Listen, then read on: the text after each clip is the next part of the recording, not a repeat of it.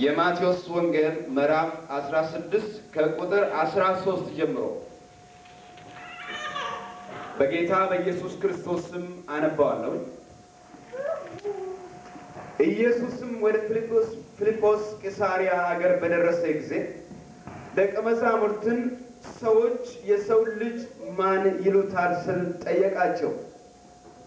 እነርሱም አንዳንዶቹ አጥማቂው ዮሐንስ ነው ይላሉ፣ ሌሎቹም ኤልያስ ነው ይላሉ፣ ሌሎች ደግሞ ኤርምያስ ወይም ከነቢያት አንዱ ነው ይላሉ አሉት።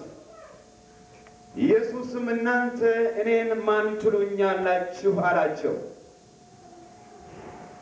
በዚያን ጊዜ ስምዖን ጴጥሮስ አንተ የሕያው እግዚአብሔር ልጅ የሆንክ መሲሕ ነህ ሲል መለሰለት።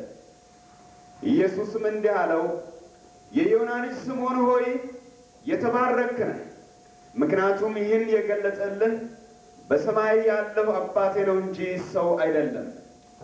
እኔም እንዲህ እልሃለሁ፣ ጴጥሮስ አንተ ዓለት ነህ፣ በዚህችም የመሰረት ድንጋይ ላይ ቤተ ክርስቲያኔን እሠራለሁ፣ ይህችንም ቤተ ክርስቲያን የሞት ኃይል እንኳን አያሸንፋትም።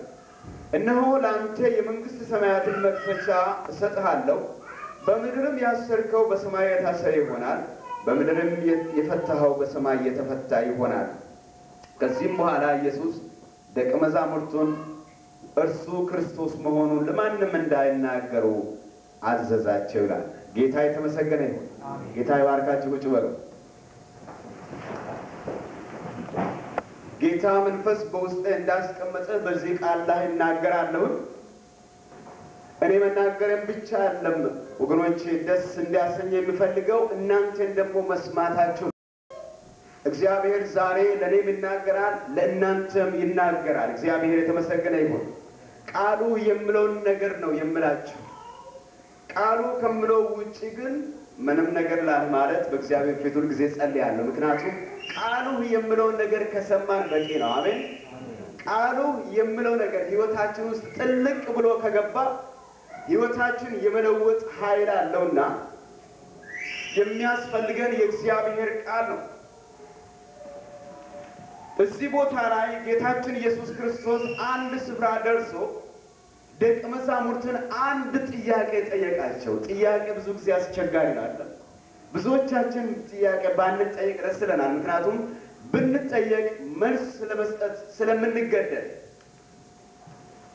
ሰዎች እኔን ወይም ደግሞ የሰው ልጅ አምላክ ሆኖ ሳለ ሰው የሆነው ኢየሱስ ክርስቶስ የሰው ልጅ ተብሎ ከምንጠራባቸው መጠሪያ ስሞች አንዱ የሰው ልጅ በመባል ይታወቃል። የሰው ልጅን ማን ይሉታል ወይ ደግሞ እኔን ማን ይሉኛል የሚል ደቀ መዛሙርትን እንደጠየቃቸው እንመለከታለን። እኔም ከዚህ ክፍል ያወጣሁት ርዕስ ኢየሱስ ክርስቶስ ማን ነው የሚል ጥያቄ ነው። ኢየሱስ ክርስቶስ ማን እንደሆነ መልስ ለመስጠት መለኮታዊ የሆነ መረዳት ያስፈልጋል። ያለ መለኮታዊ መገለጥ ያለ ሰማያዊ መገለጥ ኢየሱስ ክርስቶስ ማን እንደሆነ መልስ ለመስጠት አይቻልም። ትዝ የሚለኝ አንድ ጊዜ አንድ ወጣት ልጅ አንድ ዕቃ ገዝቼ ሰጠሁትና ተሸክሞ እያለ እኔም ደግሞ ከጎኑ እየተራመድኩኝ አንድ ጥያቄ ጠየቅኩት። የኔ ወንድም ኢየሱስ ክርስቶስን ታውቃለህ ወይ አልኩት። አዎ አውቃለሁ አለ።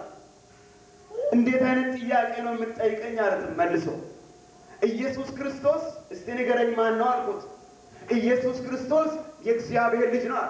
ኢየሱስ ክርስቶስ ከድንግል ማርያም የተወለደ ኢየሱስ ክርስቶስ በቀራንዮ መስቀል ላይ ስለኛ የሞተልን እርሱ ነው አለ። ብዙ ነገሮችን ቀጥሎ ደረደረልን። መልካም ነው ያልካቸው ነገሮች ሁሉ ጥሩ ናቸው።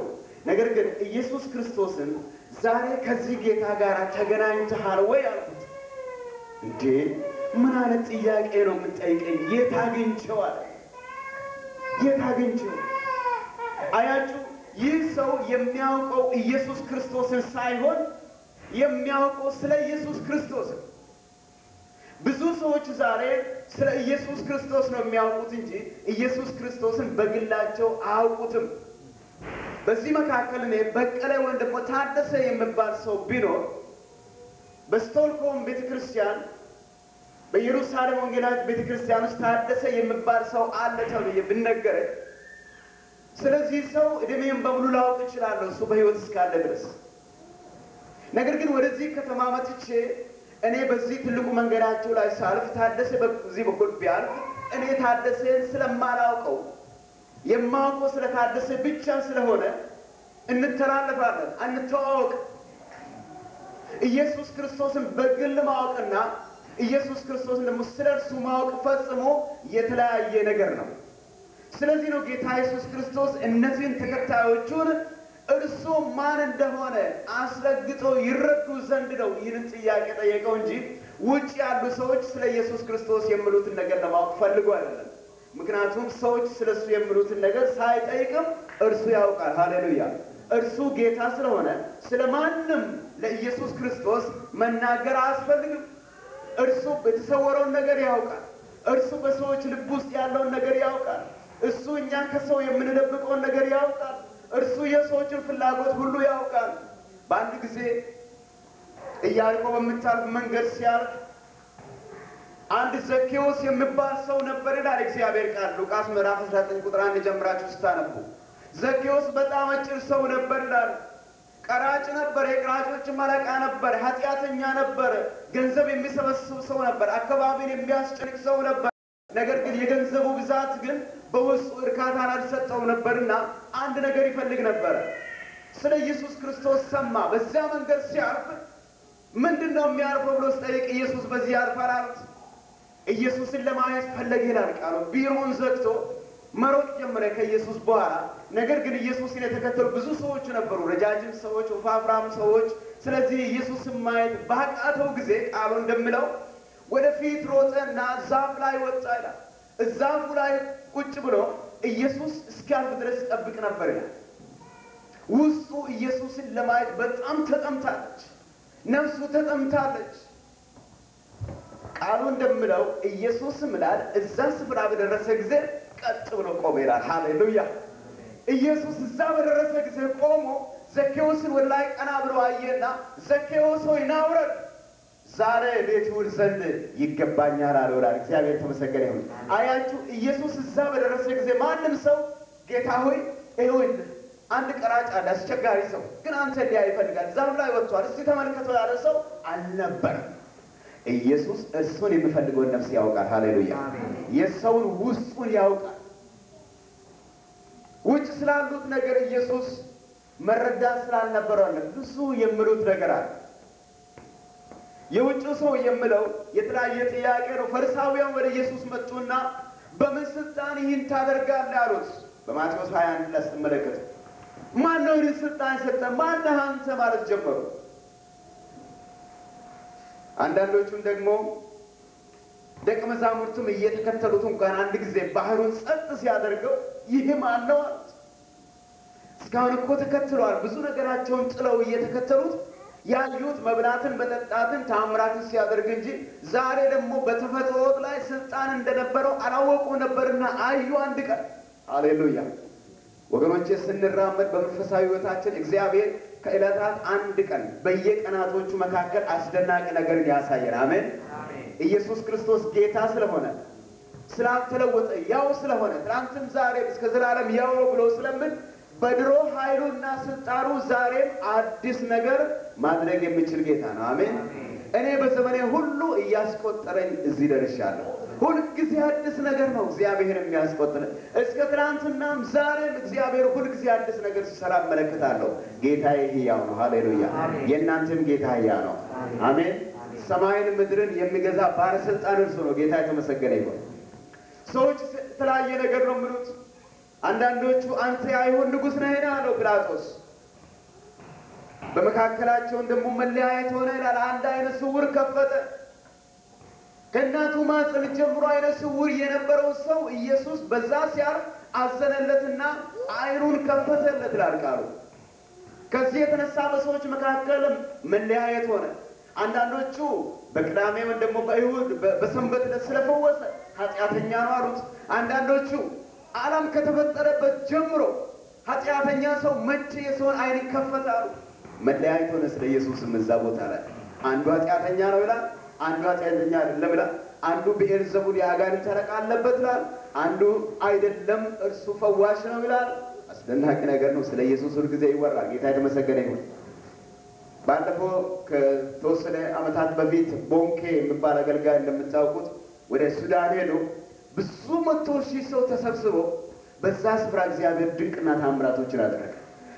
አይነ ስውሮች አይናቸው በራ፣ ደንቆሮች ሰሙ፣ ሽባዎች ተተረተሩ። ድንቅ ነገር ሲደረግ ሱዳን እንደምታውቁት የእስላም ምድር ነው እና ሬዲዮ ላይ ቲቪ ላይ ቃለ መጠይቅ ነበረ የተፈወሱ ሰዎች። እነዚህ ሰዎች እኮ ይሄ ሰው እንዲህ የሚያደርገው ኃጢአተኛ ነው፣ እነሱ ካፍሮች ናቸው፣ እንዴት አድርጋችሁ ወደ እነሱ ሄዳችሁ ተፈወሳችሁ ይሉ ነበር። ሰዎቹ ደግሞ ምን አለ? እኛ ምን እናውቃለን? ኢየሱስ የሚባል ይፈውሳችኋል አለ።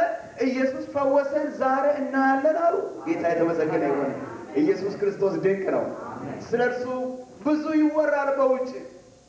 ዛሬ በከተማችን ብዙ ሊወራ ይችላል። እኔና እናንተ ኢየሱስ ድንቅ ነው ለእኛ ሕይወታችንን ያዳነን የባረከን ሰላምን የሰጠን እረፍት የሰጠን ጌታ።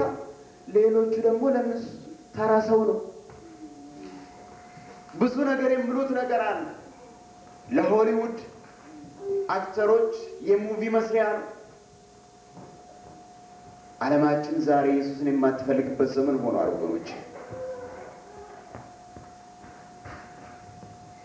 ኢየሱስ ክርስቶስ እርሱም ማንነት እንዲያውቁ ፈለገና ጥያቄ ጠየቃቸው። አሁን ሰዎች ምን እንደሚሉ አይደለም ቀጥሎ ኢየሱስ የጠየቀው ጥያቄ። ሰዎች ብዙ ነገር ብሎታል።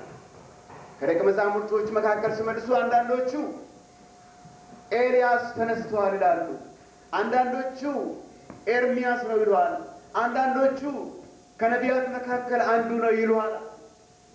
ሰዎች የተለያየ አመለካከት የተለያየ መልስ ሰጥተዋል። ነገር ግን ወደ እነሱ ዞር ብሎ ጌታ ምን አላቸው? እናንተስ ስለኔ ምን ትላላችሁ? ትልቁ ጥያቄ ግን ይሄ ትልቁ ጥያቄ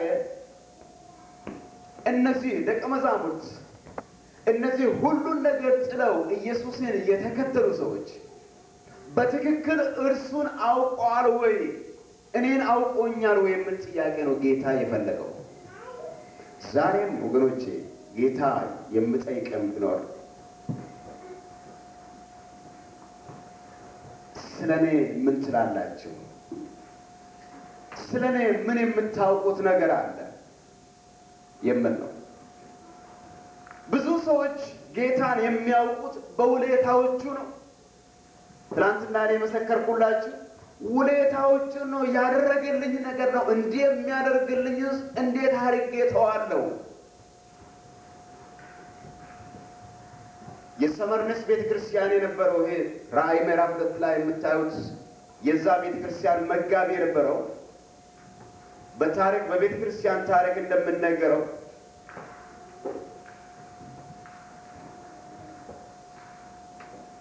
ሮማውያን እሳትን አዘጋጅተው ጥያቄ ጠየቁት።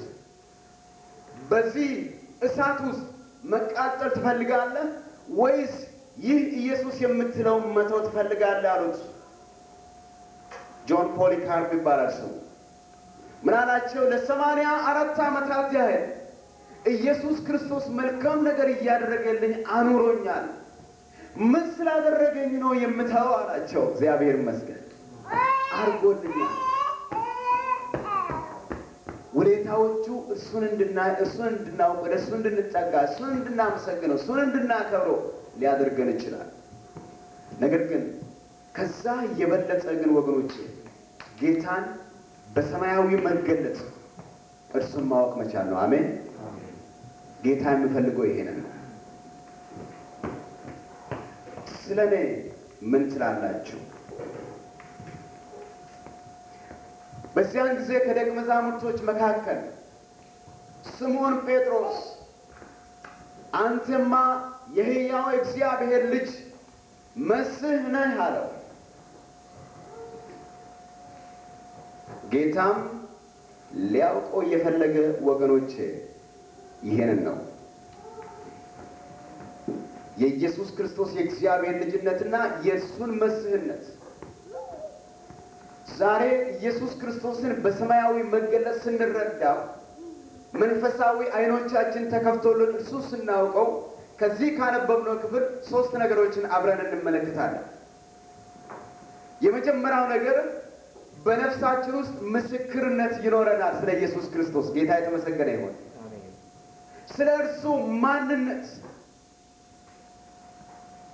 የኢየሱስ ክርስቶስን ጌትነት በውስጣችን በውጫዊ ነገራችን አለ። ቅድም እንዳልኳችሁ ጌታ ባለጠጋ ስለሆነ ለኃጢአተኛው እንኳን ጌታ መልካም ነገርን ያደርጋል። ጌታ ይመስገን። ምክንያቱም ባህሪው ስለሆነ ነቸሩ ስለሆነ ሰጪ ስለሆነ መሐሪ ስለሆነ ቃሉ እንደምለው በኃጢአተኞችና በጻድቃን ላይ እግዚአብሔር ዝናብን ያዘንባል፣ ፀሐይንም ደግሞ ያወጣል።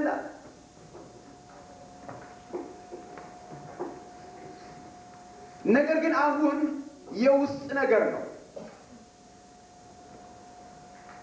ኮንፌሽናችን ምስክርነታችን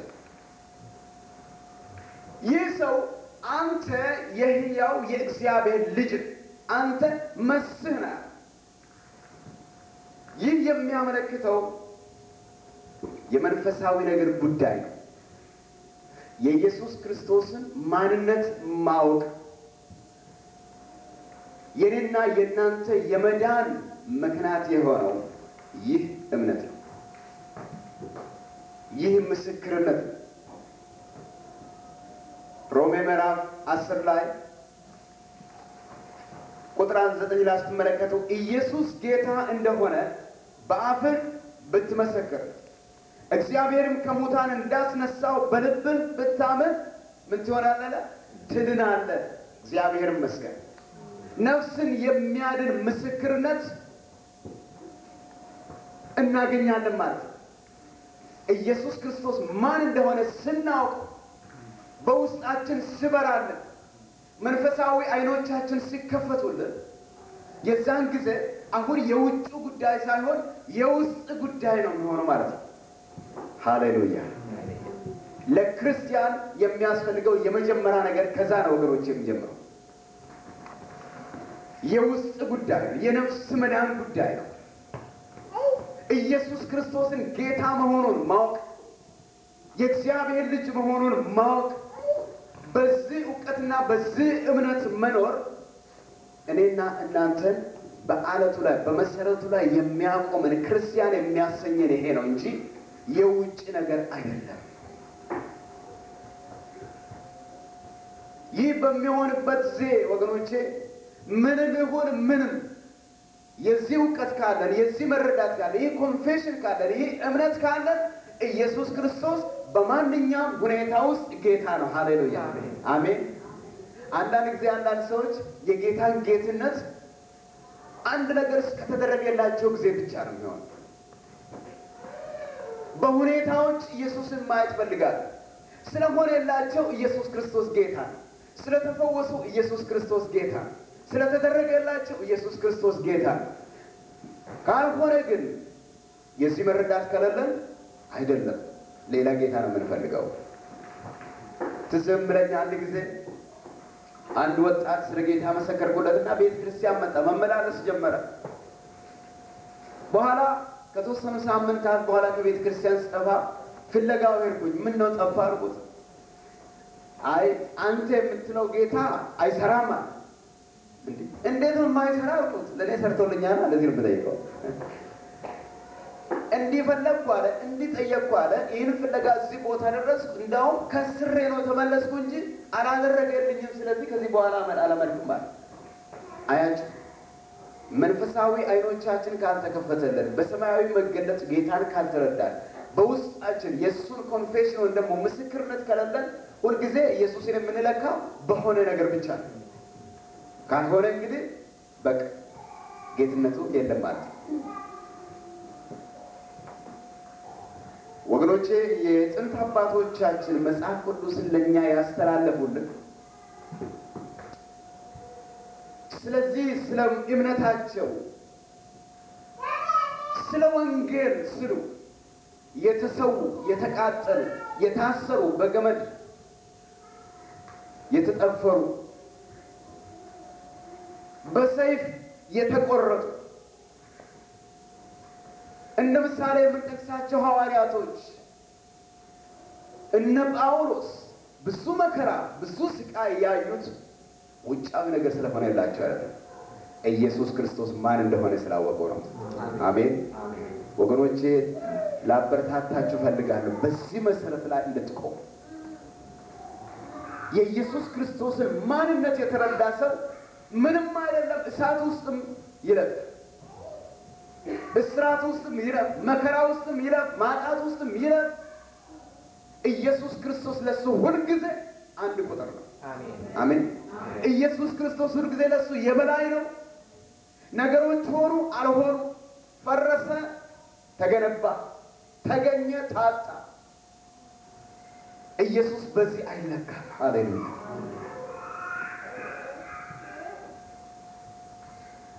ዛሬ በዚህ መሰረት ላይ ያልቆማችሁ ሰዎች አላችሁ። ቤተክርስቲያን ለብዙ ዘመናት ማምጣት ይቻላል። ቤተክርስቲያን ብዙ ዘመናት መተን ብዙ ነገር ማወቅ እንችላለን። ቃሉንም ለብዙ ዘመናት መስማት እንችላለን።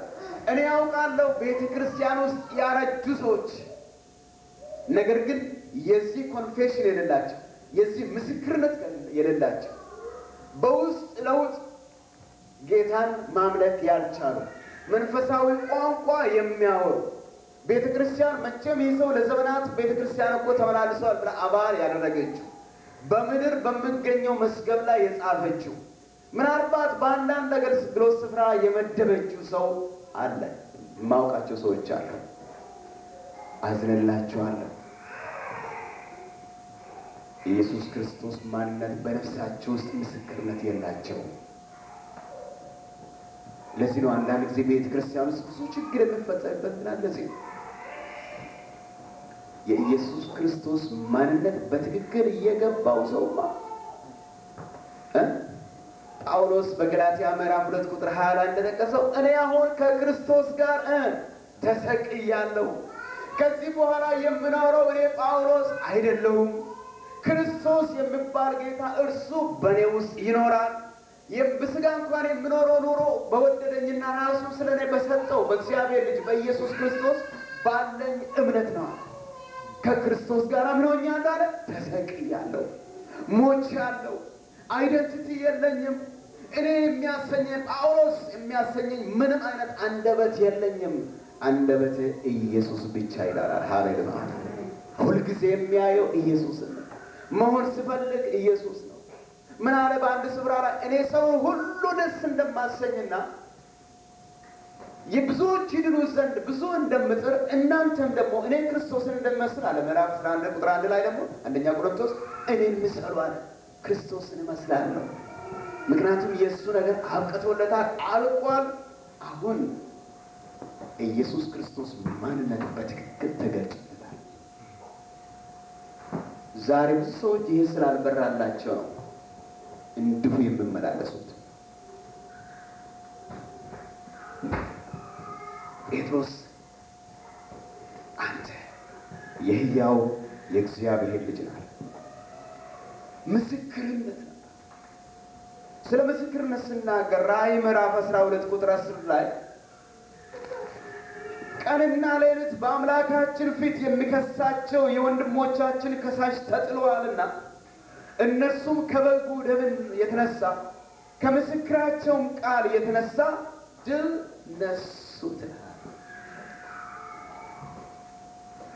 ሁኔታው አስቸጋሪ ነው ነገር ግን በዛ በሚያስፈራ ሁኔታ በጠላት ክስ ድል ያደረጉት በምስክራቸው በበጉ ደም በኢየሱስ ክርስቶስ ደም እና ከምስክራቸው ቃልም የተነሳ ጠላታቸው ምን ያደረጉ ይላል ድል ነሱት ይላል በውጫዊ ነገራቸው ያለ በውስጣቸው ባለው ነገር ሃሌሉያ ምስክርነት በቃ የፈለገ ነገር ይሁን የምን ለኔ ኢየሱስ ክርስቶስ ሁሉ ጊዜ ጌታ ጠላት በፈለገ አይነት ነገር ሲመጣባችሁ ተለያየ አይነት ጦርነት በእናንተ ላይ ሲያስከትት ቆማችሁ እንድትስቁበት ያደርጋል ሃሌሉያ ጌታ የተመሰገነ ይሁን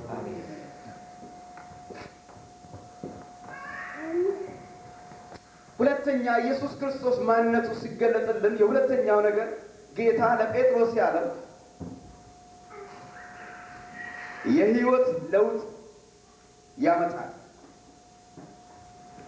አንተ የሕያው የእግዚአብሔር ልጅ ነህ ብሎ ከመሰከረለት በኋላ በዚህ ምስክርነት ከጸና በኋላ ወገኖቼ ጌታ ምን አለው ጴጥሮስን አንተ ጴጥሮስ አንተ ስምዖን ጴጥሮስ የመጀመሪያ ስሙ ስምዖን ነበር ስምዖን ይባል ነበር ስምዖን ማለት ደካማ ልፍስፍስ ውዳቂ ማለት ነው ቤተሰቦቹ ለምን ይህን ስም እንደሰጡት ነው ያገባኛል ነገር ግን ጌታ ምን አለው ስምዖን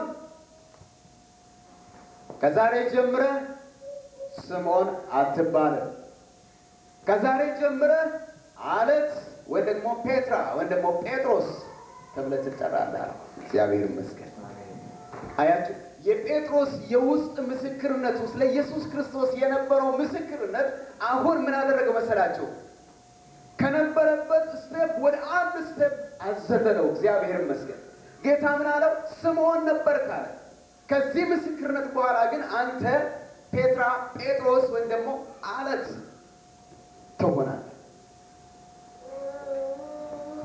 ኢየሱስ ክርስቶስ ያለን ምስክርነት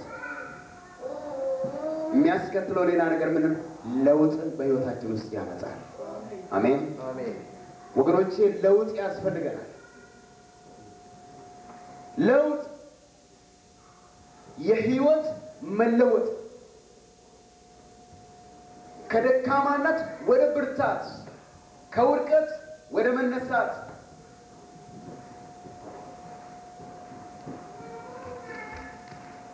በምድራዊ ነገር ከመሳብ ወደ ላይ ሃሌሉያ መውጣት የምድርን ግራፊቲ ጥሰን ወደ ላይ እንድንወጣና በመንፈሳዊ ዓለም ውስጥ ከጌታ ጋር እንድንሆን የሚያደርገን ይህ ምስክርነት ጌታ ይመስገን። አሜን። ወገኖቼ ጌታ ዛሬ ሲያየን እኔና እናንተን ሲመለከተን በፊቱ የከበርን የእግዚአብሔር ዕቃዎች ነን። ሃሌሉያ። በኢየሱስ ክርስቶስ ደም ከታጠብክ ስምህ በሕይወት መዝገብ ከተጻፈ እግዚአብሔር እኔና እናንተን ሲያየን ምንም እንኳን እናንተ በራሳችሁ ላይ የምታውቁት ድካም ቢኖር እንኳን ጌታ ብርቱ ነህ ይላል። ጌታ ይመስገን። ስለዚህ እኔና እናንተን ልጠቀም ምን ይፈልጋል? የክብር ዕቃዎቹ ሊያደርገን ይፈልጋል። ግን አንድ ነገር ይፈልጋል ጌታ ከስምዖንነት ጴጥሮስ እንድንሆን ጌታ ይፈልጋል። አሜን። ሊለውጠን ይፈልጋል። ለእርሱ የጸናን ብርቶች እንድንሆን ኃጢአት የማይበግረን ጌታ ይመስገን። ሰይጣን በየቀኑ እየጨቀጨቀ በድካማችን እንዳይከሰን በከፍታ ላይ ወጥተን ጌታን ጌትነቱን በሕይወታችን እንድናስመሰክር ጌታ ይፈልጋል። ዛሬ መልካም ነገር በዓለም ላይ ይገኛል ተብሎ ብትጠበቅ ያለው ቤተ መንግስት ውስጥ እንዳልሆነ ታውቃላችሁ። ኃጢአትን የምትቃወም በጽድቅ እንድትራመድ የተጠራች የጌታን ጌትነት እንድታስመሰክር የተጠራችው ቤተ ክርስቲያን ናት። ይቺ ቤተ ክርስቲያን ደግሞ ይቺ አይደለችም። ምን የመሰለ ትልቅ ህንጻ ለጎረቤታችሁ አይደል? እዚህ ጋር በወርቅ የተለበጡ ህንጻዎች አሉ አይደል? ይህ አይደለም። ይህ መሰብሰቢያ ነው። ለዘመናት ቤተ ክርስቲያን ብለን ጠርተናል። መስቀል ከላዩ የተቀመጠውን ህንጻ ጌታ ግን ቤተ ክርስቲያን ብሎ የምጠራ ወገኖቼ እኔንና እናንተ ነው። እግዚአብሔር ይመስገን። የእግዚአብሔር የከበሩ ዕቃዎች። አንድ ጊዜ አገረ ገዢ የነበረ የሮማ መንግስት አንድ ሰው ሄዶ ያ ፓስተር እኮ እዛ ማዶ ህንጻ ውስጥ የሚሰበሰቡ ሰዎች አማኞቹን ቅዱስ ቁርባን የሚያጠጣቸው በወርቅ ዋንጫዎች ነው ብሎ ሄዶ ለአገረ ገዢው ሲናገር አገረ ገዢው በጣም ተቆጣና መልእክተኛ ልኮበት እነዛን የወርቅ ዕቃዎች ሰብስበህ አዘጋጅልኝ መጥቼ ወስዳቸዋለሁ ብሎ መልእክተኛ ላከ። ይህም ፓስተር ምን አለ? እሺ ጌታ ሆይ አንተ እንዳልከው ይሁን፣ በዚሁ ባልከው ቀንና ሰብስበህ ጠብቃለሁ አለ። በተቀጠረው ቀን አገረ ገዢው ሲመጣ ፓስተሩም ደግሞ ምዕመኖቹን ሁሉ ስብስብ አድርጎ ጠበቀ። ሰውየው በክብር ወደ አዳራሹ ሲገባ የታሉ እነዛ የወርቅ ዋንጫዎች ብሎ ሲጠይቅ እዛ ድርቶም የለበሱ ያላማረባቸው እንደው ስብስብ ያሉ በዘመኑ በድህነት የሚኖሩ ከሮማዊ መንግስት ስደት የሚደርስባቸው ክርስቲያኖች ነበር እዛ ጣራ ስር የተሰበሰቡት። ይህ ሰው መልሶ ምን አለ? ጌታው እዚህ ቤተ ክርስቲያን ውስጥ የወርቅ ዋንጫዎች የሉም፣ ነገር ግን ከወርቅ ዋንጫዎች የበለጡ የከበሩ የእግዚአብሔር ዕቃዎች ብቻ ናቸው፣ እነዚህ ናቸው ብሎ ነገረው ይባላል። ወገኖቼ እኔና እናንተ የእግዚአብሔር የክብር ዕቃዎች ነን። አሜን አሜን። ዛሬ አካባቢያችንን መለወጥ የምንችል ዛሬ የሚቅበዘበዝ ነፍስ ሊጠፋ መንገድ ላይ ያለውን መመለስ የምንችል የእግዚአብሔር ዕቃዎች እኛ ነን። ጌታ የተመሰገነ ይሁን። ለዚህ ነው ጌታ ዛሬ እኔና እናንተን ከስምዖን ወደ ጴጥሮስነት አለት እንድንሆን ብርቱ እንድንሆን ኃጢአትን እንድንቃወም ሰይጣንን እንድንቃወም ሰዎችን ከጨለማ ነጥቀን እንድናወጣቸው እግዚአብሔር መልእክተኛ ሊያደርገን የሚፈልገው ለዚህ ነው። ጌታ ለጴጥሮስ ምን አለው? ስምዖን ሆይ ጴጥሮስ ትባላለህ፣ አለት ትባላለህ። በዚህም አለት ላይ ደግሞ ቤተ ክርስቲያንን እመሰርታለሁ፣ የገሃነም ደጆች ደግሞ አይችሏትም። ወይም ደግሞ የሞት ኃይል፣ የኃጢአት ኃይል፣ የሰይጣን ኃይል ሊቋቋመው የማይችለውን ቤተ ክርስቲያን በዚህ አለት ላይ በአንተ ላይ እመሰርታለሁ። ይህ ማለት በጴጥሮስ ወይም ደግሞ በጴጥሮስ ሥጋ ላይ መቃብሩ ላይ ቤተክርስቲያን ይመሰረታል ማለት አይደለም። ነገር ግን በውስጡ ባለው ሃሌሉያ በውስጡ ባለው ምስክርነት ማንኛችንም ከምስክርነታችን ውጭ መሄድ አንችልም። የምንመሰክረው ሰው በልቡ እንደሚያስበው እንደዛው ነው ይላል እግዚአብሔር። በውስጣችሁ የምታስቡት ምንድነው? እዚህ ቁጭ ብላችሁ የምታስቡት ነገር ሊኖር ይችላል። እኔ እንኳን እየተናገርኩ የምታስቡት ነገር ሊኖር ይችላል። አንዳንዶቻችሁ ከዚህ ወጣችሁ ስለምታደርጉት ነገር ታስቡ ይሆናል። ያ የምታደርጉት ያሰባችሁ ነገር ደግሞ ጽድቅም ሊሆን ይችላል፣ ኃጢአትም ሊሆን ይችላል። የእግዚአብሔር ቃል ሰው በልቡ እንደሚያስበው እንደዛው ነው ይላል።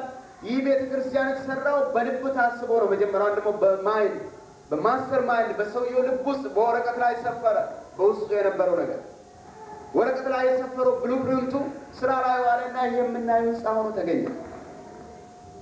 በዚህ በጴጥሮስ ውስጥ ያለው ራእይ፣ በሱ ውስጥ ያለው መገለጥ፣ በሱ ውስጥ ያለው መረዳት ቤተክርስቲያን ያደርጋል። እዚህ ላይ እሰራለሁ አለ ጌታ ይመስገን። ወገኖቼ ዛሬ ጌታ በእኛ ልሰራ የሚወደው ነገር ሐሳቡ ዳዊት በዘመኑ ሁሉ የእግዚአብሔርን ሐሳብ ካገለገለ በኋላ አንቀላፋ ይላል ቃል። ምን ዋጋ አለው ሰው ብዙ መቶ ዓመታቶችን ኖሮ የእግዚአብሔርን ሐሳብ ሳያገለግል ቢያልፍ? ጥቂት ዘመንም ኖሮ የእግዚአብሔርን ሐሳብ አገልግሎ ቢያልፍ ይሻላል ወገኖች። ዘላለማዊ ዋጋ ያለው የከበረ አገልግሎት አገልግሎ ቢያልፍ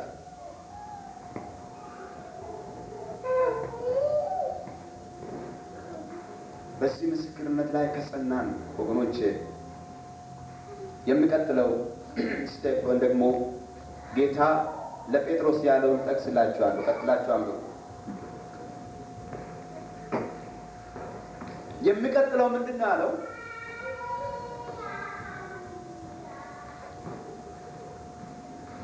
በምድር የምትፈታ ሁሉ በሰማይ የተፈታ ይሆናል።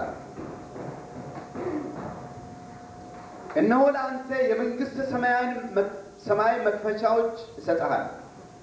በምድርም ያሰርከው በሰማይ የታሰረ ይሆናል፣ በምድርም የፈታኸው በሰማይ የተፈታ ይሆናል።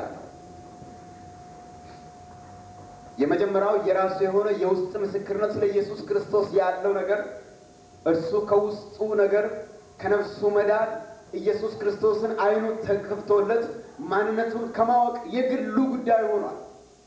የሚቀጥለው ደግሞ በዚህ መገለጥ ላይ የቆመ ስለሆነ ጌታ የሰጠው ቃል ምን ነበረ? አንተ አለት ነህ፣ አንተ ብርቱ ነህ፣ አንተ ድንጋይ ነህ፣ አንተ አትነቀነቅ፣ ትነቀንቃለህ እንጂ። ሃሌሉያ። የሚቀጥለው ግን የከበረ አገልግሎት ነው የሰጠው ወገኖች። የስልጣን አገልግሎት ነው የሰጠው። ዛሬ ጌታ ለእኔና ለእናንተ የስልጣን አገልግሎት ሊሰጠን እንደወደደ ታውቃላችሁ።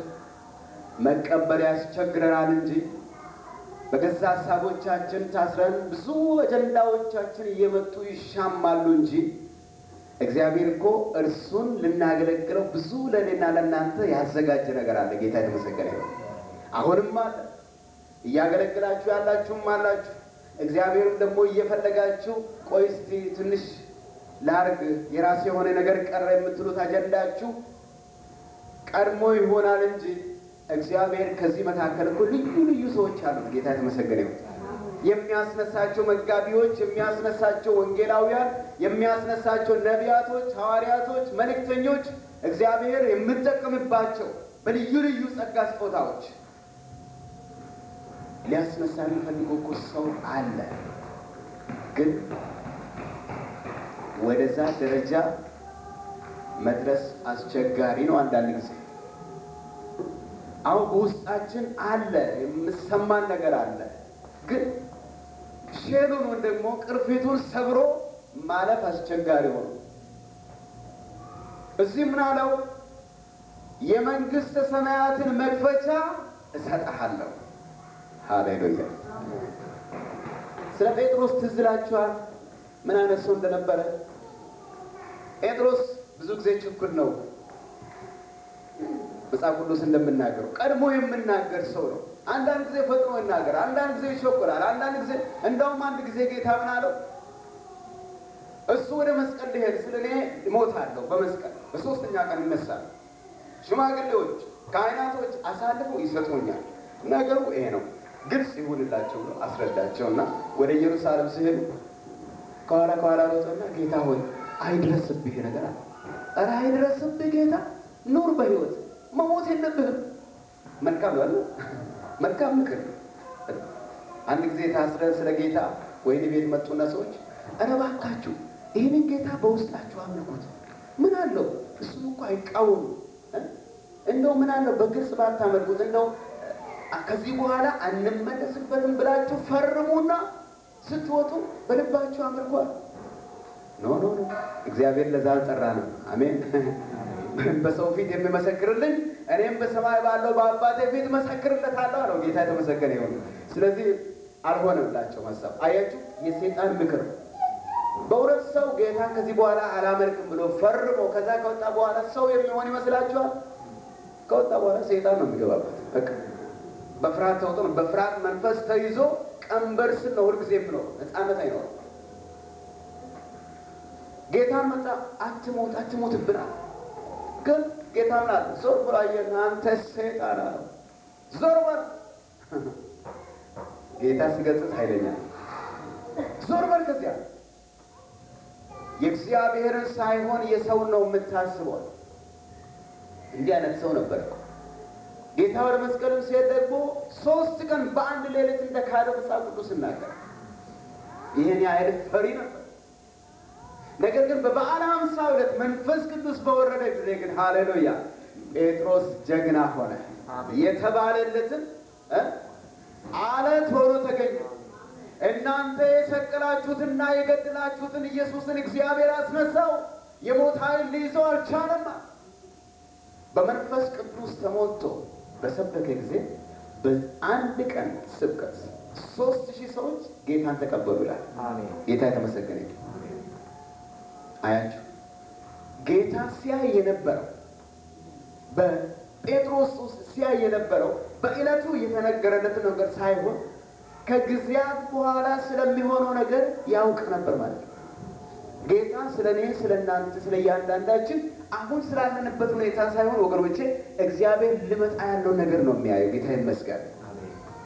ጴጥሮስ መጀመሪያ አንድሪያስ ወደሱ ሲያመጣው ጌታ እንዲያይቶ ስምዖን አለ፣ ስምህ ከዚህ በኋላ ጴጥሮስ ይባላል። ምዕራፍ 1 ላይ ዮሐንስ ወንጌል ምዕራፍ 1 ላይ ስትመለከቱ መጨረሻ አካባቢ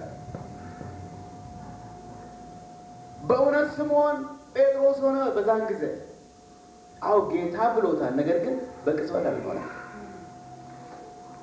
ከጊዜያት በኋላ ስለሚሆነው ነገር ነው። ጌታ አሁን ስለኔ ስለናንተ ስለያንዳንዳችን ስለሚመጣው ነገር ያውቃል ወገኖች።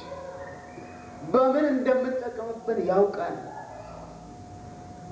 ስለዚህ በማንኛውም አይነት ፈተና ቢሆን ወገኖች ተስፋ አትቁረጡ። አሜን። አትቁረጡ ተስፋ። ኢየሱስ ክርስቶስ ጌታ ነው። አሜን። ያሻግረናል። የመንግስት ሰማያት መክፈቻ ይሰጣል። ነፍስን ወደ እግዚአብሔር መንግስት ከማስገባት የበለጠ የሚያስፈልገው ሌላ ምንድን ነው? በአንድ ቀን ብዙ ሺህ ሰዎች ወደ እግዚአብሔር መንግስት ግቡ አላቸው። ኢየሱስ ሰብከላቸው፣ ልባቸው ተነቀነቀና እነዛ ተቃዋሚዎች ወንድሞች ሆይ ምን እናደርግ አሉላክ። ዛሬ ለኔና ለእናንተ ለቤተ ክርስቲያን የመንግስት ሰማያት መክፈቻ ቁልፍ ተሰጥቶናል። አሜን አሜን። ስንት ሰው ወደ እግዚአብሔር መንግስት አስገብታችኋል? ስንት ነፍስ በእጃችሁ አለ? ስንት ነፍስ በእግዚአብሔር መንግስት ያመሰግናችኋል? አንድ ቀን በአንተ ምስክርነት ነው የዳንኩ የምላችሁ አላችሁ? ግድ ይላችኋል ወይ ስለምጠፉት ነፍሳት? የወንጌል ነገር ግድ ይላችኋል? ከእናንተ ወደ ሌላ ተላልፏል ወይ? ሰዎች እናንተን አይተው ወደ ጌታ ይመጣሉ ወይስ እናንተን አይተው ከጌታ ይሸሻሉ? ወገኖቼ ተጠያቂዎች እኮ ነን። ተጠያቂዎች ነን እኛ። ምክንያቱም ያየነው ነገር አለ፣ የቀመስነው ነገር አለ፣ በእጃችን ያለው ነገር አለ። ነፍስን የሚያድን ስልጣን እኮ ተሰጥቶናል። ግን ሰዎች ሲያዩ ክርስቶስን በእኛ ውስጥ ያያሉ? እኔ ሰዎች የሚሉትን ነገር ልንገራቸው። አንዳንድ ጊዜ በእውነት ይህ የምትነግረኝ ወንጌል ይሉኛል እንደ እገሌ ሰውን እንዲሁ የሚለውጥ ከሆነ ወይ ደግሞ እንደ እገሌት ጥሩ ሰው የሚያደርግ ከሆነ እመጣለሁ ይላል። ስለነዛ ሰዎች እግዚአብሔር የተመሰገነ ይሁን። ሰዎች በነዛ ሰዎች ውስጥ ክርስቶስን አዩ ማለት ነው። መልካም ነገር አዩ ማለት ነው። እነዛን ሰዎች አይተው ወደ ክርስቶስ መምጣት ተመኙ ማለት ነው። አንዳንዶቹ ደግሞ እንደዛ ነው። የምትለኝ ነገር እንደ እገሌ ከሆነ አልመጣም፣ እንደ እገሊት ከሆነ አልመጣም፣ መጥቼ እንደዛው የሚሆን ከሆነ አልመጣም ይላል። እገሊት ክርስቲያን አይደለችም ናት፣ እገሌ ክርስቲያን አይደለም ነው፣ አልዳነ ድኗል፣ ስሙ በሕይወት መዝገበ ተጽፏል፣ ጌታን ተከተለ ተቀብሏል፣ አያገለግልም ያገለግላል። ግን ምንድነው ችግሩ? ችግሩ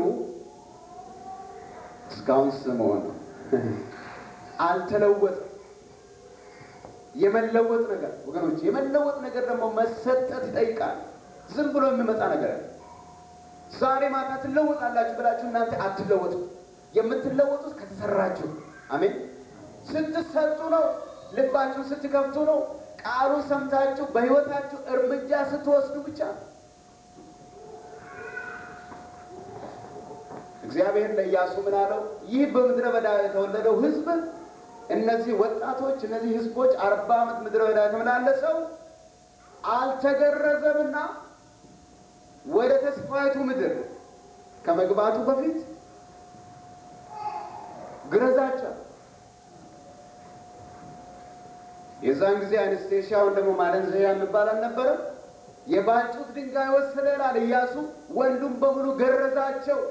አምም ያማል፣ ግን ወደ ተስፋይቱ ምድር ለመግባት መገረዝ አለባቸው። አንዳንድ ነገር ላይ ወገኖቼ ቢያመን እንኳን ባይመቸን እንኳን እኛ የምንፈልገው ነገር ባይሆን እንኳን ጌታ ስለምፈልገው ወደ እግዚአብሔር ሐሳብ ውስጥ የሚያስገባን ነገር ከሆነ ፈቃደኞች መሆን አለብን። አሜን። መሰጠት አለብን። ጌታ ይክበር እንጂ፣ ጌታ ይንገስ እንጂ፣ ጌታ በእኔ ሕይወት ይታይ እንጂ የሆነ ነገር ይሁን እስከ ማለት ያስፈልገናል። አሜን። አንዳንድ ጊዜ እግዚአብሔር ሰዎች ሆነን እግዚአብሔር እናመልካለን። ግን አንዳንድ ጊዜ የእግዚአብሔር ሐሳብ ወደኛ ሲመጣ እንኮበልላለን፣ ይሸሻል። ነብዩ ትዝ ይላችኋል። ዮናስ እግዚአብሔር ወደ ነነዌ ሂድና ስበክላት፣ አማርኛው በ3 ቀን ውስጥ ነው ብለው፣ ነገር ግን ሌላ መጽሐፍ ቅዱስ ትርጉሞች 40 ቀን ውስጥ ነው። በ40 ቀን ውስጥ ነነዌ ስለምትገለበጥ ስበክላት። ዮናስ ግን ወገኖቼ ነገሩ ደስ አላሰኘውም። የነነዌ መዳን፣ የነነዌ ወደ እግዚአብሔር መመለስ ደስ አላሰኘውም። በልቡ የነበረው ምንድነው? ነነዌ የእስራኤል ጠላት ስለነበረች ማለቅ ነበረባት። እንዳውም እሳት እንዲወርድ ይጸልይ ነበር መሰለኝ እኔ ያስበው። ነገር ግን ቃሉ እንደምለው ከእግዚአብሔር ፊት ኮበለለ። ሰው ከእግዚአብሔር ሸሽቶ ማምለጥ ይችላል? አይቻልም። የማይቻለው ነገር ነው ያስበው። እግዚአብሔር ግን አገኘው። ጌታ የተመሰገነ ይሁን። ከእርሱ ፊት ማምለጥ አይቻልም ወገኖች። ያገኘናል አንድ ቦታ ላይ፣ አንድ ኮርነር ላይ ከደከምን በኋላ። እንዳው ልንገራችሁ፣ እግዚአብሔር አንዳንድ ጊዜ መጀመሪያ ላይ አይጀምርም፣ ዝም ብሎ ነው የሚያየው።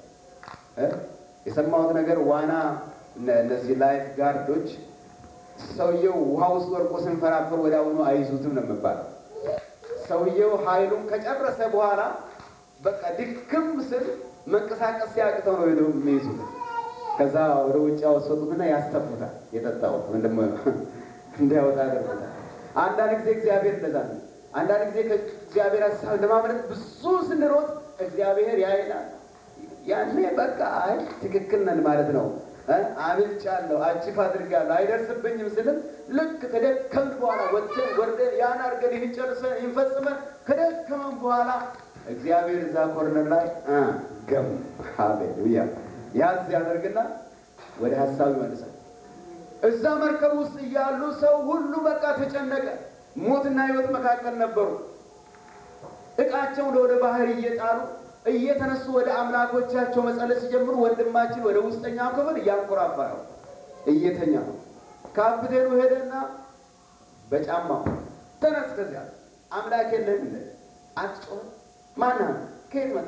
ዘሪ ማነህ? ሃይማኖት ምንድን? ወዴት ነው የምትሄደው? ተናግራ አስለፈለፈው። እግዚአብሔርን እንዲህ ብሎት እኮ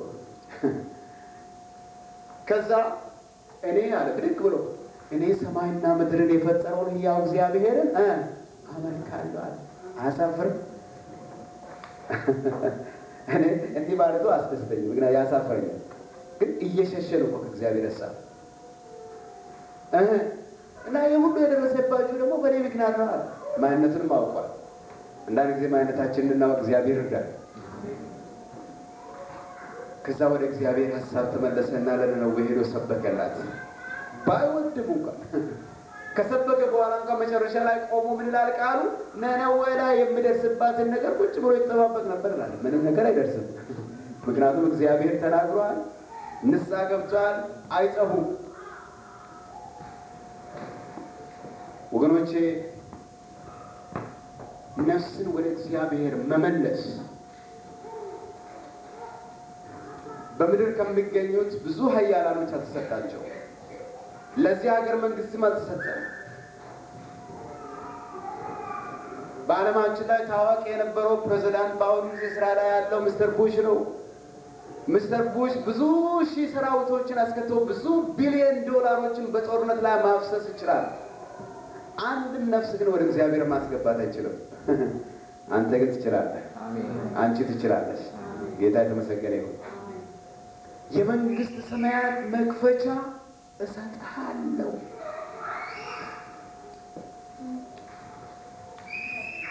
በምድር የምታስረው ሁሉ በሰማይ የታሰረ ይሆናል፣ በምድርም የምትፈታው ሁሉ በሰማይ የተፈታ ይሆናል።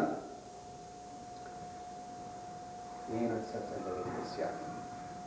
ለህንፃ ሳይሆን በህንፃው ስር የተቀመጡ በክርስቶስ ኢየሱስ ደም የጸደቁ የተሰጣቸው ስልጣን ይሄ ነው ወገኖች። ስልጣን አለ። ጌታ የተመሰገነ ይሁን። ኢየሱስ ክርስቶስ ጌታ ስለሆነ፣ ኢየሱስ ክርስቶስ በውስጣችን ስላለ፣ የስሙ ስልጣን ስለተሰጠ ይህን ማድረግ እንችላለን። ሃሌሉያ! ጌታ የተመሰገነ ይሁን። ስለዚህ ኢየሱስ ክርስቶስ ማን ነው? ሰዎች ስለኔ ምን ይላሉ ካለ በኋላ የጠየቀው የፈለገው ሰዎች ስለምኑት አልነበረም። ደቀ መዛሙርቱ በትክክል ኢየሱስ ማን እንደሆነ ይገብቷቸዋል። ይሄን ነበር የፈለገው። እርሱም ራሱ እነሱን ማወቅ ነበር የፈለገው እንደገባቸው። አለበለዚያ ድካም ድካም ድካም፣ አለበለዚያ አለማትረፍ አለማትረፍ አለማትረፍ። ወይ ከዓለም አልሆኑ አሳቸውን እያጠመዱ ገንዘባቸውን እየሰበሰቡ አልኖሩ፣ ወይ ደግሞ ኢየሱስ ክርስቶስን በትክክል አውቆ ደግሞ ፍጹም ሕይወታቸውን ሰጥተው አልተከተሉ። ስለዚህ መንታ መንገድ ላይ የቆሙ ሰዎች እንዳይሆኑ ቼክአፕ እምነታቸውን ለማወቅ ነበር ኢየሱስ ፈለገ። ዛሬ እንዴት ናችሁ ወገኖቼ? ስቶክሆልም ከተማ ውስጥ ነው ያላችሁ ዛሬ። እዚህ ቤተክርስቲያን ህንፃ ውስጥ ነው ያላችሁ ዛሬ። በመንፈሳዊ ነገራችሁ ከጌታ ጋር ያላችሁ ግንኙነት እንዴት ነው? ገብቷችኋል ወይ ኢየሱስ? መንታ መንገድ ላይ ናችሁ ወይስ ደግሞ በትክክል በመሰጠት ኢየሱስን እያመለካችሁ እየተከተላችሁት ነው? ያልተሰጣችሁ ካላችሁ ነፍሳችሁን ለጌታ ስጡ ወገኖች። ዘመናችሁን፣ ፈቃዳችሁን፣ ዓላማችሁን፣ ሐሳባችሁን ሁሉ ለእሱ አስረክቡና እርሱ ሲሰራ እዩት። አሜን። እሱ የሚያደርገው ነገር አለ ወገኖች። አንድ ሰው ሲናገር በእግዚአብሔር ጀልባ ውስጥ ራስን ከጣልክላል ወዴት እንደሚያደርስን አትጨነቅም። ምክንያቱም መድረሻውን ያውቃል እሱ። ደግሞ ያማረ መጨረሻው። ሕይወታችሁን ሰጥታችኋል ወይስ እየታገላችሁ? ያልገባችሁን ደግሞ በፍጹም ነፍሳችሁን በመስጠት ወይም ደግሞ ይህንን ጌታ ኢየሱስ ክርስቶስን ያላወቃችሁ ወገኖቼ ቀኑ ዛሬ ሰዓት በሶስት ቦታ ነው፣ ወይም ደግሞ ዘመን በሶስት ቦታ ነው የሚመደበው። አንደኛው የትላንትና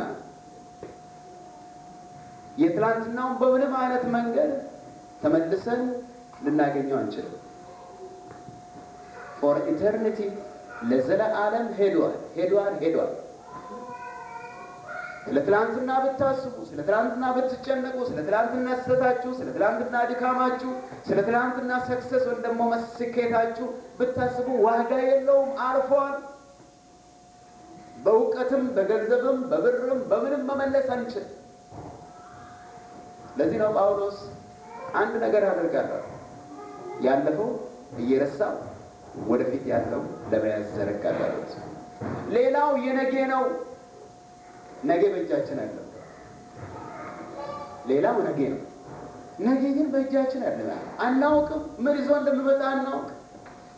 በእውኑ ነገ የሚሆነውን ነገር ቢያውቁ ኖሮ ሰዎች ዛሬ ያልቁ ነበር። በአንዳንድ ከተማዎች ቃጠሎ፣ በአንዳንድ ከተማ ፍላድ ወይም ደግሞ ጎርፍ፣ በአንዳንድ ከተማ የምድር መንቀጥቀጥ፣ በአንዳንድ ከተማ ጦርነት ሆኖስ ብዙ ሰዎች ሕይወታቸው በአንድ ጊዜ ያልቃል። ነገ የሚሆነውን ነገር ቢያውቁ ኖሮ እነዚህ ሰዎች እዛ ከተማ ውስጥ ይቆያሉ? አይቆዩም። ነገ የሚሄዱበት መጓጓዣ ተገልብጠው እንደሞ ተከስክሶ ብዙ ሰዎች እንደሚያውቁ ቢያውቁ ኖሮ ይሳፈሩ ነበር? አይሳፈሩም። ነገ የሚሆነው ነገር አናውቅም። ነገ በእጃችን አለ። እንደ ባለ አእምሮ እግዚአብሔር እንደሚያኖረው ሰው እቅድ ማውጣት ጥሩ ነው፣ ፕላን ማውጣት ጥሩ ነው።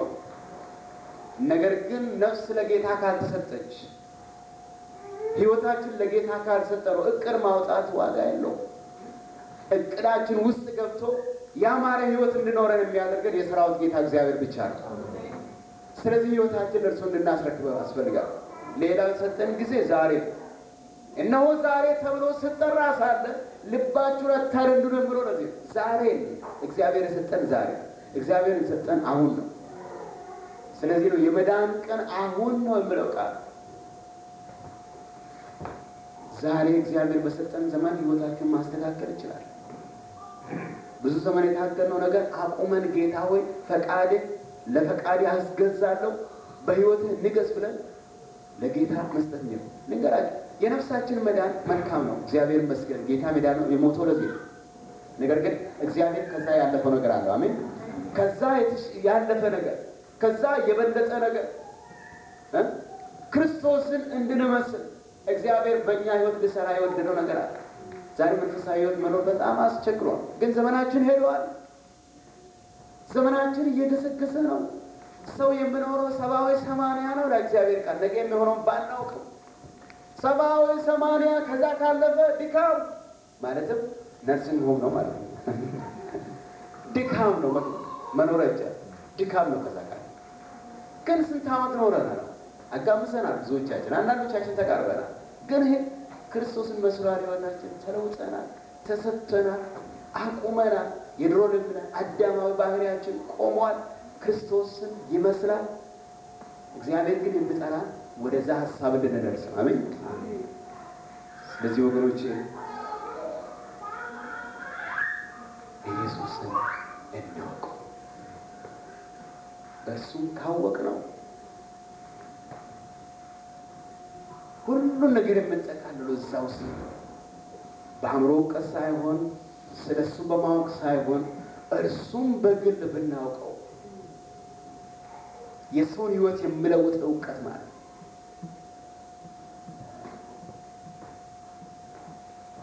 ጌታ የተመሰገነ ይሁን። የመንግስት ሰማያት መክፈቻ የኔና የእናንተ ዓላማ መንገድ የተዘጋጀልን ክርስቲያን ያሰኘን የእግዚአብሔር መንግስት ጉዳይ ዛሬ እዚህ ቦታ የሰበሰበን የእግዚአብሔር መንግስት ጉዳይ ነው። የኮሚኒቲ ስብሰባ ነው። ለዛ ተጠርተናል። ለዛ እንኖር። አሜን ሃሌሉያ። ሁላችን ተነስተን ቆመን እንጸልያለን።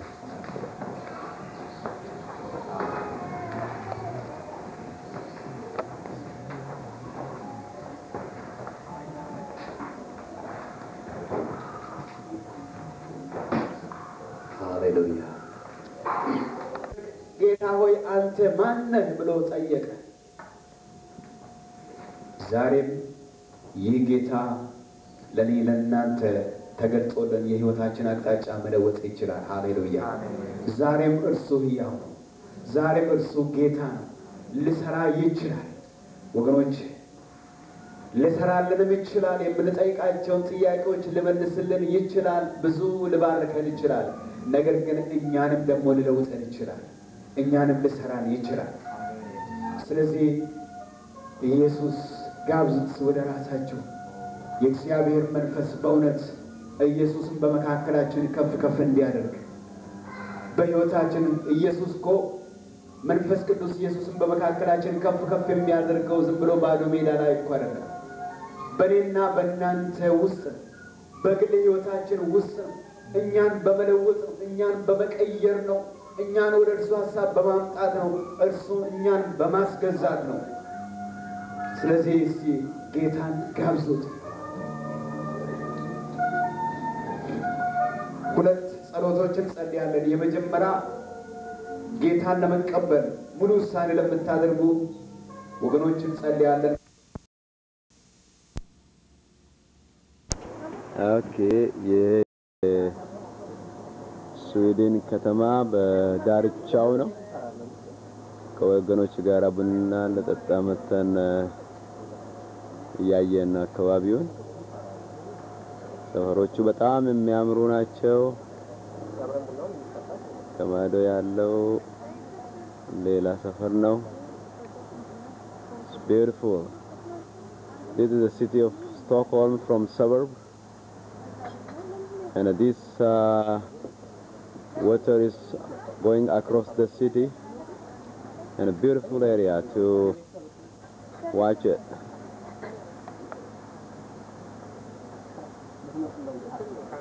Evergreen, beautiful.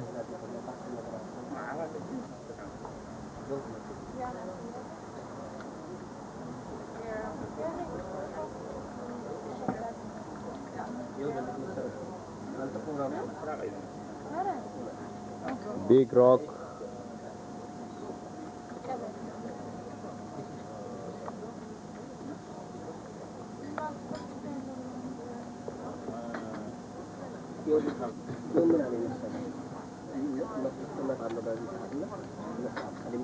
እነዚህ በስዊድን ከተማ በስቶክሆልም ከተማ የሚኖሩ ወገኖቻችን ናቸው። ወንድማችን ገብሬ ይባላል። ሱዳን የነበረ ወንድማችን ነው። ዛሬ አምሮበት በዚህ በስቶክሆልም ከተማ ይኖራል። በጌታ አምሮበት ስጋውም አምሮበታል። ወንድማችን ዘሩ ይባላል። ቆንጆ ቡና እየጠጣ ነው። ባለቤቱ ኤደን ትባላለች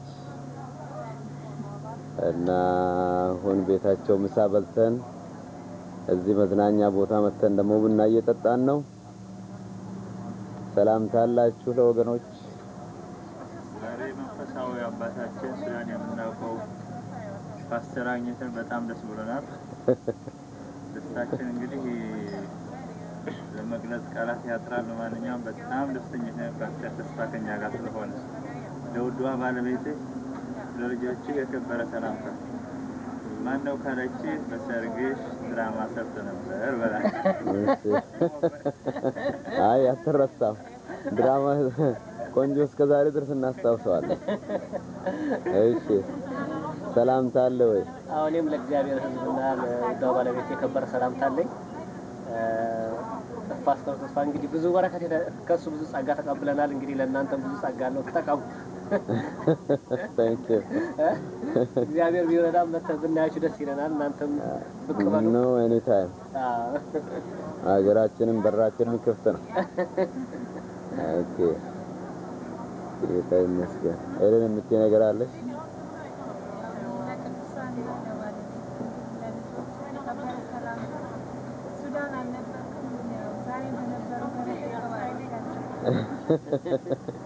ጌታ ይመስገን። ኦኬ